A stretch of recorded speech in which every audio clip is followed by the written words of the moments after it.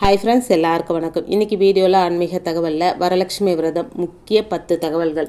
வரலட்சுமி விரத பூஜை நடத்தப்படும் வீடுகளில் மகாலட்சுமி தாயார் வாசம் செய்வாங்க. லக்ஷ்மி வழிபாட்டால் நீண்ட ஆயுள், புகழ், செல்வம், உடல் நலம் உண்டாகும். லக்ஷ்மி பூஜை செய்யும்போது நாம் எப்படி வீட்டுக்கு வரும் விருந்தினர்களை சந்தோஷமாக உற்சாகமாக வரவேற்போமோ அதே மாதிரி தாங்க வாசலில் நின்று லக்ஷ்மி தேவியை பாவனை செய்து உள்ளே அழைக்கணுங்க.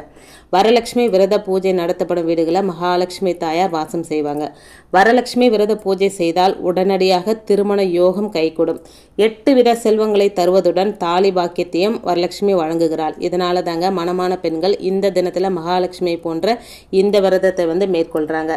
காலையில் உபவாசத்துடன் பூஜை அறையை கோலமிட்டு அலங்காரம் செய்யணுங்க. கலசத்தில் லட்சுமியை ஆவாகனம் செய்து நிவேதனங்கள் படைத்து வழிபடணுங்க. மகாலட்சுமிக்கு உகந்தது நெய்விளக்கு. சகலவித செல்வத்தையும் வீட்டின் நலனையும் தருவது நெய்விளக்கு வழிபாடு தாங்க. அதனால் இதை மறக்கக்கூடாதுங்க. பூஜை செய்யும்போது மகாலட்சுமிக்குரிய பாராயண பாடல்களை பாடி தியானிக்கலாங்க. வரலட்சுமி நோன்பை கடைபிடித்தவர்கள் பெரும் பயனை அடைந்தார்கள் அப்படின்னு பத்ம புராணம் சொல்லுதுங்க. இது ஒரு மங்களகரமான விரதம், மனதிற்கு நிம்மதி தரும் விரதம், இம்மையும் மறுமையும் தரும் இனிய விரதம் இந்த வரலட்சுமி விரதங்க. ஒரு சிலருக்கு வரலட்சுமி விரதம் இல்லாமல் கூட இருக்கலாம். ஏன்னா ஒரு சிலருக்கு பெரிய நோன்பு அப்படின்னு சொல்லப்படுகிற தீபாவளிக்கு அடுத்து வர நோன்பு கடைபிடிப்பாங்க. ஒரு சிலருக்கு 2 நோன்பும் இருக்கும். வரலட்சுமி நோன்பும் இருக்கும், பெரிய நோன்பும் இருக்கும். வரலட்சுமி விரதம் இல்லாத, அதாவது அதை பழக்கம் இல்லாதவங்க கூட எளிமையான முறையில் வரலட்சுமி நோன்பு விரதத்தை நாம் இருக்கலாங்க.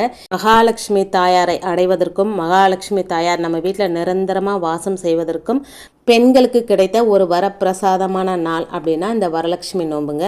இந்த வரலட்சுமி நோன்பை யாருமே தவற விடாமல் எளிய முறையில் மகாலட்சுமி தாயாரை வழிபட்டு மகாலட்சுமி தாயாரை நம்ம வீட்டில் நிரந்தரமாக தங்க வச்சுக்கலாங்க.